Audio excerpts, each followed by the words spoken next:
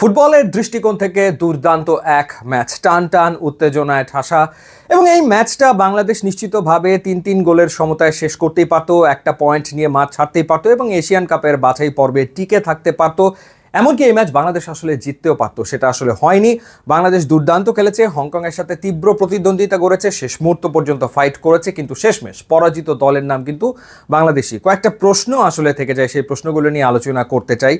সেই প্রশ্নগুলো হলো যে স্টার্টিং 11, এই যে কিছুদিন আগে আমরা আন্ডার-23 এশিয়ান কাপের বাছাই পর্ব খেললাম, সেখানে জায়ান আহমেদ এত দুর্দান্ত ফুটবল খেললেন, তাকে কেন আসলে শুরু থেকে এই ম্যাচে, এত গুরুত্বপূর্ণ একটা ম্যাচে খেলানো হলো না? ফাহমিদুলকেও কেন আসলে ফার্স্ট হাফে বেঞ্চে বসিয়ে রাখা হলো, তাকে কেন একাদশে জায়গা দেওয়া হলো না?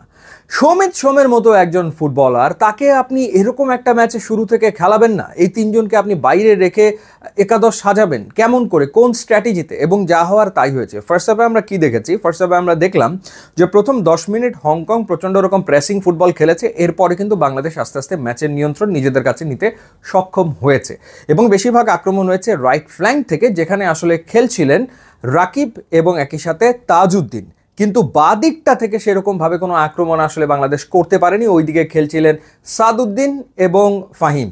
সো বাঁ দিক থেকে যখন নিষ্ক্রিয় হয়ে গেল, সেটার অ্যাডভান্টেজ হংকং পুরোপুরি নিয়েছে।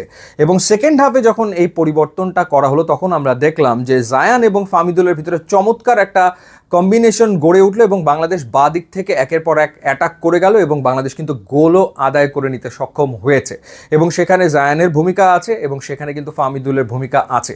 তো সেই কারণে এই প্রশ্ন যে ঠিক কি বুঝে, কোন বিবেচনায় এরকম একটা একাদশ নিয়ে আসলে হাভিয়ার কাবরেরা তিনি আসলে মাঠে নামলেন। ফার্স্ট হাফে হামজা চৌধুরী তিনি আসলে পুরো মাঠ জুড়ে খেলেছেন। তিনি কোথায় আসলে ছিলেন না, ডিফেন্স করেছেন, মাঝ মাঠে বল হোল্ড করেছেন এবং তিনি সমানে আসলে বল ডিস্ট্রিবিউট করে গেছেন, দুই ফ্ল্যাঙ্কে তিনি খেলানোর চেষ্টা করে গেছেন এবং আলটিমেটলি বাংলাদেশ ম্যাচের প্রথম গোলটা 13 মিনিটে পেয়েছে হামজার কারণে। চমৎকার ফ্রি কিকে তিনি আসলে গোলটা করলেন এবং তখন মনে হচ্ছিল দিনটা বাংলাদেশের হতে যাচ্ছে। বাংলাদেশের জার্সিতে হামজা চৌধুরীর দ্বিতীয় গোল, এর আগেটা তিনি করেছিলেন ভুটানের বিপক্ষে। কিন্তু কিসের কি, একেবারে প্রথমার্ধের অতিরিক্ত সময়ে গিয়ে আবারও সেই ভুল, আবারও ফাহিমের ভুলে বাংলাদেশ আসলে গোল হজম করলো। 1-1 সমতায় শেষ হলো ফার্স্ট হাফ এবং সেকেন্ড হাফে গিয়ে বাংলাদেশ আসলে খেই হারিয়েছে খানিকটা সময়ের জন্য, যেই সময় এভারটন দুর্দান্ত খেলেছেন এবং তাদের আরেকজন প্লেয়ার যে জোড়া গোল করলো, সেও ধাপ করে গোল করে ফেললো এবং সেখানে যথারীতি আসলে ডিফেন্সের ভুল।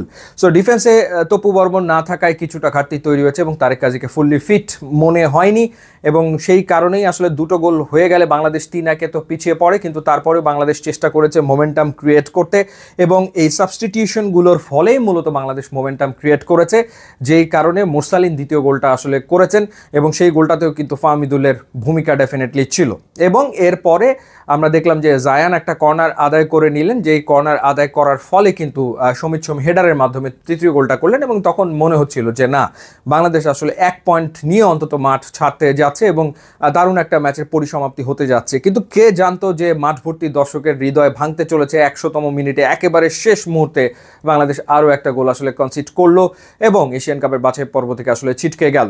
সো বাংলাদেশ লড়াই করেছে, ভালো খেলেছে, প্রতিদ্বন্দ্বিতা গড়েছে, কিন্তু এই যে জিততে না পারা বা ম্যাচ হেরে যাওয়াটা, সেটার দায়ভার কি কোচ এড়াতে পারেন? আমার মনে হয় তিনি এড়াতে পারেন না, কারণ তিনি যে একাদশ সাজিয়েছেন, স্টার্টিং লাইন আপ, সেটা ডেফিনেটলি প্রশ্নবিদ্ধ ছিল এবং সেই লাইন আপের খেসারত বাংলাদেশকে আসলে দিতে হয়েছে।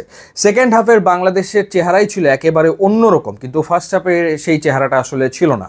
এবং একই ঘটনা আমরা সিঙ্গাপুরের বিপক্ষে ম্যাচে দেখেছি, যেই ম্যাচটাও একটা টাইট ম্যাচ ছিল, 2-1 গোলে বাংলাদেশ হেরেছে। সেকেন্ড হাফে বাংলাদেশ ব্রিলিয়ান্ট ফুটবল খেলেছিল, কিন্তু শেষমেশ হারতেই হয়েছে বাংলাদেশকে। এই ম্যাচেও ঠিক সেই ঘটনাটাই আসলে ঘটেছে। তো যাই হোক, তারপরেও থেমে থাকলে তো চলবে না। যে একটা জোয়ার ফুটবলে এসছে, সেই জোয়ারের সাথে সাথে উন্নতির গ্রাফ উপরের দিকে নিতে হবে। বাংলাদেশ উন্নতি করছে নিশ্চিতভাবে, কোনো সন্দেহের ব্যাপারে নাই।